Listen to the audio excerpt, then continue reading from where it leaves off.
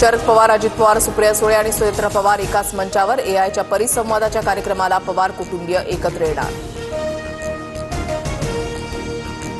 प्रत्येकाला पूजापाठ करण्याचा अधिकार. गोगावलेंवरील अघोरी पूजेच्या आरोपांवर चंद्रकांत पाटलांची प्रतिक्रिया.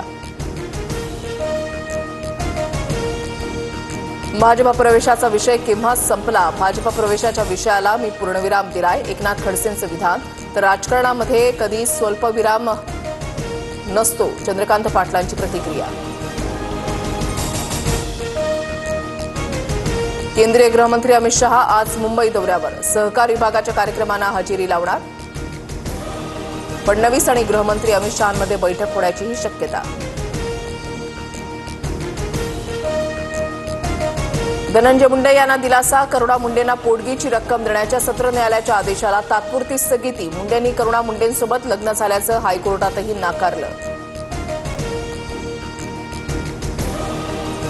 एकीकडे हिंदी भाषेवरून वाद सुरू असताना नागपूर पालिकेच्या मराठी शाळेमध्ये विद्यार्थी मिळेना. एका शिक्षकाला 10 ऍडमिशनचं टार्गेट. विद्यार्थ्यांचं टार्गेट पूर्ण करण्यासाठी नागपूर मनपाच्या शिक्षकांची भटकंती.